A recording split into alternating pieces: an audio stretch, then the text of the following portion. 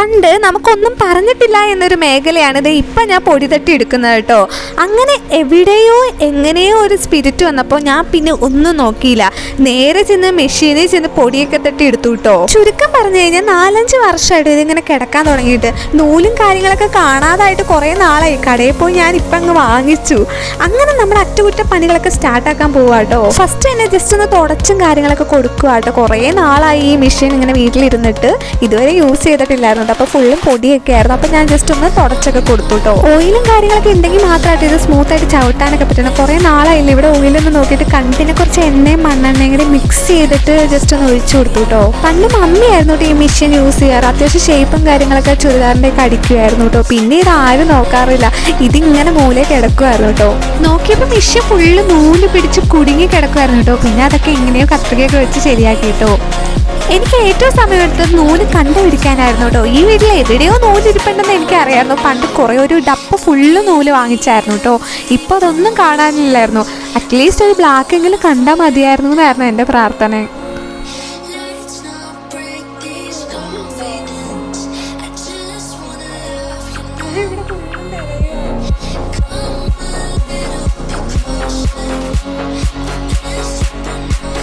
പിന്നെ രണ്ടും കളിപ്പിച്ച് ബ്ലാക്ക് നൂല് പോയി കടയിൽ പോയി വാങ്ങിച്ചു കേട്ടോ. ഈ ഒപ്പിക്കേണ്ട ഒരു തുണി പീസായിരുന്നു കേട്ടോ. ഞാൻ അലമാരി ഫുള്ളും തിരഞ്ഞപ്പോൾ ഈ ഒരു തുണി കിട്ടി കേട്ടോ. അപ്പോൾ പിന്നെ ഇതാകുമ്പോൾ അത്യാവശ്യം നല്ല ഗ്ലൈസിംഗ് ഒക്കെ ഉള്ള തുണിയാണ്. പിന്നെ ഇത് ഞങ്ങൾക്ക് ആവശ്യമില്ലായിരുന്നു, സോ അതങ്ങ് എടുത്തു കേട്ടോ. കുറച്ച് കഴിഞ്ഞപ്പോൾ ഡോർച്ചേൻ്റെ അടുത്ത് വന്നാൽ നിന്നിട്ട് ഭയങ്കര ഇങ്ങനെ നോക്കുക കേട്ടോ.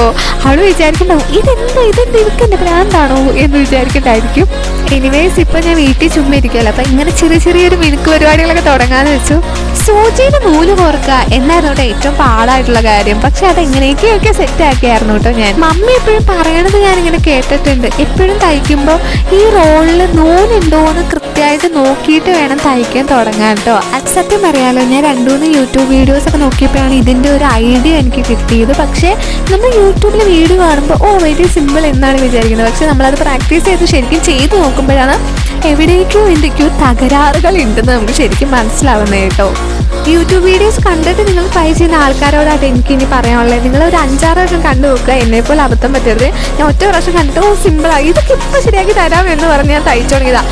ശരിക്കും കോളായി പോയിട്ട് കുറച്ച് കഴിഞ്ഞപ്പോൾ ഇതൊക്കെ നൂല് പൊട്ടിക്കൊണ്ടിരിക്കുകയായിരുന്നു കേട്ടോ.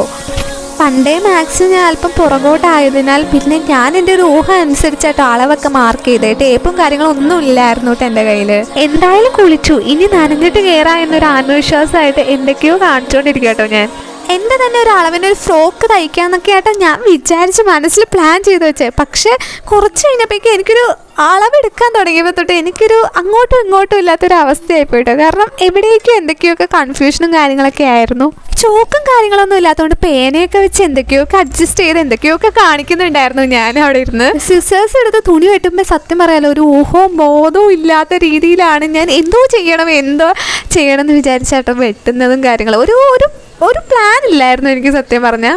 അളവും കാര്യങ്ങളും ഒന്നും ശരിയല്ലായിരുന്നു കേട്ടോ. ഞാൻ എങ്ങനെയൊക്കെയോ തട്ടിക്കൂട്ടിയാണ് ഇത് ഒപ്പിച്ചത്. പിന്നെ അതൊക്കെ കട്ട് ചെയ്തിട്ട് കയ്യും പിന്നെ കഴുത്തും എല്ലാം റെഡിയാക്കി കേട്ടോ. പിന്നെ എല്ലാം കട്ട് ചെയ്ത് മാറ്റി വെച്ചു. അങ്ങനെ വെട്ടലും പരിപാടികളൊക്കെ കഴിഞ്ഞിട്ട് എല്ലാവരുടെയും ഒന്ന് കൂട്ടി അടിക്കാൻ പോവാട്ടോ. ചെറിയൊരു ഫ്രോക്ക് ഉണ്ടാക്കണം എന്നാണ് മനസ്സിൻ്റെ ആഗ്രഹം. പക്ഷെ അതെങ്ങനെ ലാസ്റ്റ് എങ്ങനെ റിസൾട്ട് വരുമെന്ന് എനിക്ക് അറിഞ്ഞുകൂടാട്ടോ. എൻ്റെ ലൈഫിൽ ആദ്യമായിട്ട് തയ്ക്കുന്നതായതുകൊണ്ട് തന്നെ എനിക്ക് നല്ല കൈവറ ഉണ്ടായിരുന്നു കേട്ടോ. എങ്ങനെയാകും ഇതിൻ്റെ റിസൾട്ട് എങ്ങനെയാവും എന്ന് അറിഞ്ഞുകൂടല്ലോ. ഞാൻ കുറേ വീഡിയോസിലൊക്കെ കുറേ കുഞ്ഞു പിള്ളേരൊക്കെ അടിപൊളി ഉടുപ്പുകളൊക്കെ തയ്ച്ചിട്ടേക്കണ വീഡിയോസൊക്കെ കാണുമ്പോഴൊക്കെ കൊതിയാവും. കാരണം അങ്ങനെയൊന്നും തയ്ക്കാൻ നമുക്കുള്ള കഴിവൊന്നും ഇല്ലല്ലോ എന്ന് ഓർക്കുമ്പോൾ. അറ്റ്ലാസ്റ്റ് ഒരു ചെറിയ ഫ്രോക്ക് ഞാൻ റെഡിയാക്കി കേട്ടോ. അളവ് എടുത്തത് തെറ്റിയോ അതെയോ എൻ്റെ കണക്ക് കൂട്ടലൊക്കെ തെറ്റിയോ എന്ന് എനിക്ക് അറിഞ്ഞുകൂടാ. എന്തായാലും ഇതെനിക്ക് പാകമല്ലായിരുന്നു. കുഞ്ഞ് ഫ്രില്ലൊക്കെ വെച്ച് തയ്ക്കാമെന്നായിരുന്നു കേട്ടോ ഞാൻ ഉദ്ദേശിച്ചത്. പക്ഷേ ചെയ്തു വന്നപ്പോൾ ഇങ്ങനെയായിട്ടോ ആരും ഒന്നും വിചാരിക്കരുത്. പിന്നെ ഞാൻ ഡോറയ്ക്ക് കൊടുക്കാമെന്നങ്ങ് വിചാരിച്ചു കേട്ടോ. ഡോറയ്ക്ക് അത്യാവശ്യം പാകമാവെന്ന് ഓർത്തു കേട്ടോ. പണ്ടേ അവൾക്ക് എനിക്ക് കുഞ്ഞു അടിപൊളി ഉടുപ്പുകളൊക്കെ അവളെ കൊണ്ട് ഇടിയിപ്പിക്കാൻ എനിക്ക് ഭയങ്കര ഇഷ്ടമായിരുന്നു കേട്ടോ. ഇങ്ങനെയെങ്കിലും ഒന്ന് നടക്കട്ടെ എന്ന് വിചാരിച്ചു ഞാൻ. അവൾ ഇരുന്ന് വരുമെന്നൊന്നും അറിഞ്ഞുകൂടാട്ടോ. ഇടയ്ക്ക് ഇരുന്ന് വരാറുണ്ട്, പക്ഷെ ഇടയ്ക്ക് ഭയങ്കര കുറുമ്പും കുസൃതിയൊക്കെ ആയിരുന്നു കേട്ടോ. അവൾ നേരെ ഇരിക്കാത്തതുകൊണ്ട് എനിക്ക് മര്യാദയ്ക്ക് ഇടിയിപ്പിക്കാൻ പറ്റിയില്ല കേട്ടോ. കുറേ നേരം ഞാൻ ട്രൈ ചെയ്തു, പക്ഷെ നടന്നില്ല സംഭവം. ഡോറയ്ക്ക് വേണ്ടി ഞങ്ങൾ കുഞ്ഞിനെ ഇടിയിപ്പിക്കാമെന്നാട്ടോ വിചാരിച്ചത്. കുഞ്ഞ് ഇവിടുത്തെ ഏറ്റവും ഇളയതാട്ടോ. കുഞ്ഞ് പേർഷ്യൻ്റെ ക്രോസ് ആണ്. നല്ല രസമില്ലേ കാണാനൊക്കെ. ഇവളുടെയും കാര്യത്തിൽ എനിക്ക് ടെൻഷനായിരുന്നു കേട്ടോ. ഇവളും മര്യാദയ്ക്ക് ഇരിക്കാറില്ല, അങ്ങനത്തെ കുസൃതിയാണ് രണ്ടാക്കും. ഇവളും അങ്ങനെ മര്യാദയ്ക്ക് ഇരിക്കുമെന്ന് എനിക്ക് തോന്നിയില്ലായിരുന്നു കേട്ടോ. എന്തൊക്കെയോ ബലം പിടുത്തം പിടിച്ച് ലാസ്റ്റ് ഞാൻ ഇടിയിപ്പിച്ചിട്ട് കുഞ്ഞിനെ എങ്ങനെയൊക്കെയോ കയറ്റി ഇട്ട് കഴിഞ്ഞപ്പോഴോ കാണാൻ ഷിണ്ടൂപ്പനെ പോലെ ഉണ്ടായിരുന്നു കേട്ടോ. നല്ല രസമുണ്ടായിരുന്നു, നല്ല മുത്തുമണിയായിരുന്നു കേട്ടോ അവള്. എൻ്റെ ആ സന്തോഷം അധികം നേരം നിന്നില്ല കേട്ടോ. അപ്പോഴത്തേക്കും അവൾ ഊരിപ്പറിച്ച് കളഞ്ഞായിരുന്നു. സംഭവം സെറ്റായില്ലെങ്കിലും എൻ്റെ മനസ്സിൻ്റെ ഉള്ളിൽ ഭയങ്കര സന്തോഷമായിരുന്നു കേട്ടോ. സോ ഗൈസ്, എൻ്റെ സ്റ്റോറീസ് ഇവിടെ തീരുന്നില്ല. നെക്സ്റ്റ് വീഡിയോ ആയിട്ട് ഞാൻ വരുന്നതായിരിക്കും.